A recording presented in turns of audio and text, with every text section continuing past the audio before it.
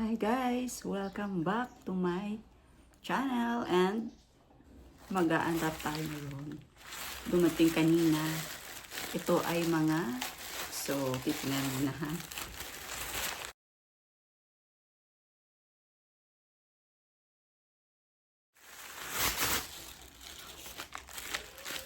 Oh. Dahil malihilig akong magluto. Lulutuin lang ay wala. Mga herbs and spices. So, bumili ako ng ayan o. Bali, buy one, take one. Buy one, take one. Tapos, tig 5 ganyan bottle. Bottle ba tawag dyan? So, ayan. Ang mga flavor niya ay tingnan naman tayo. Ayan. So, yung una, ang mga flavor ay ginger powder, 5 spice powder, barbecue powder,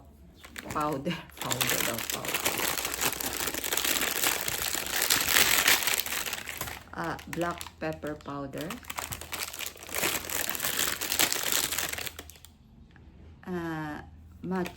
matsutake fresh seasoning. Ayan. Yan yung seasoning 2. So, sa seasoning 1 naman tayo. Parang may season 1 lang at saka season 2 ah. Ayan. Ayan. So, ito naman ang chili powder, cumin powder,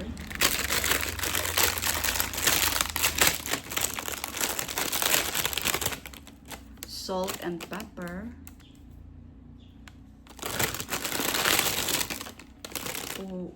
white pepper powder,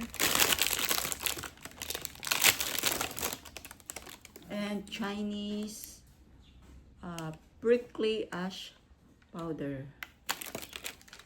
So, kakabahin nga lang. So, ang gusto ko lang dito ay pero kasi nakaset sila eh. Wala nga lang yung favorite kong basil powder. Ano pa isa? Mayroong basil. Iisipin ko. Gusto ko rin itong 5 spice powder. So, ayan, ginger powder. Black pepper powder, syempre, magagamit yan kasi. So, ang hindi ko lang alam kung itong matsutake fresh, kung saan ko siya i-add, at saka itong Chinese prickly ash powder. Ito, chili powder, okay lang yan, alam ko na yan. Salt and pepper. Ito, cumin powder, okay lang yan. But itong dalawang to, guys, saan nyo ito ginagamit? Meron din ba kayong ganito? Chinese prickly ash powder and matsutake. Di ko pa ito na-try kasi gamitin eh. The rest, okay na sa akin. Alam ko kung saan kong gagamitin yon. Itong dalawa lang na to. Hindi ko alam. So, guys, meron siyang expiration date. Nakalagay dyan. 6/1/2028. So, 2028 pa siya. Pero meron siyang friendly reminder.